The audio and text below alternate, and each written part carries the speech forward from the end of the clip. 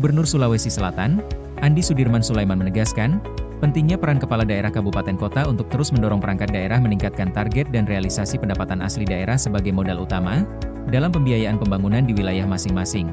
Penegasan ini disampaikan Gubernur Andi Sudirman saat memimpin langsung rapat koordinasi data postur rancangan anggaran pendapatan dan belanja daerah tahun anggaran 2026 Provinsi Sulawesi Selatan bersama 24 kabupaten kota se-Sulawesi Selatan, Senin, 29 Desember 2025. Dalam arahannya, Gubernur Andi Sudirman mengungkapkan bahwa peningkatan PAD menjadi langkah strategis untuk mengurangi ketergantungan daerah terhadap dana transfer pusat, yang pada tahun 2026 dipastikan kembali mengalami pengurangan seiring masih berlakunya kebijakan efisiensi anggaran nasional.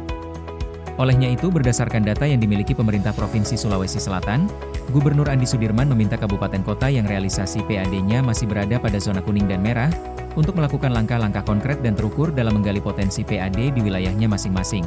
Upaya ini diharapkan mampu memperkuat kemandirian fiskal daerah sekaligus memastikan keberlanjutan pembangunan yang berdampak langsung pada masyarakat. Sementara itu, Sekretaris Daerah Kabupaten Pinrang, Andi Calokerang, yang mengikuti kegiatan ini secara virtual dari Jendela Lasinrang Dinas Komunikasi, Informatika dan Persandian Kabupaten Pinrang menyambut baik arahan Gubernur Sulawesi Selatan tersebut. Dirinya mengungkapkan bahwa pemerintah Kabupaten Pinrang akan menjadikan arahan ini sebagai perhatian serius, khususnya dalam menyelaraskan peningkatan PAD dengan arah kebijakan pembangunan daerah.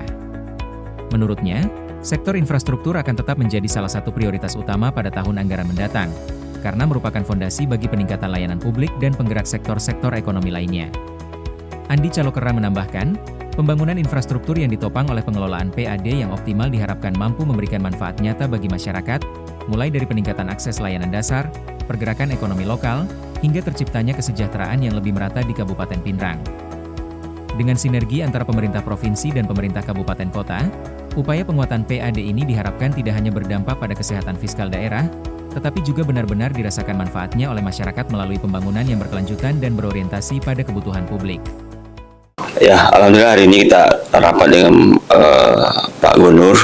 Kebetulan hari ini Pak Bupati tidak bisa hadir karena ada acara pesta panen di Kecamatan Matasan. Pak, saya mewakili beliau ini beberapa tadi poin-poin penting yang disampaikan Pak Gubernur. Ada beberapa belanja, terutama belanja pegawai masih di atas dari mandatori. Tapi kan itu tidak bisa kita hindari karena memang APBD kita turun dibandingkan tahun 2025 dan belanja pegawai kita semakin meningkat karena adanya TP3K. Terus belanja infrastruktur, alhamdulillah kita memang tidak masuk zona hijau dan tidak masuk pada zona merah juga, tapi bisa memenuhi infrastruktur Kabupaten Pinrang. Terus ada beberapa belanja tadi, belanja alhamdulillah Pinrang tidak ada sih tadi kita masuk di zona merah, belanja gedung penting sih juga sebenarnya, tapi ada yang lebih penting yang menyentuh langsung ke masyarakat kita.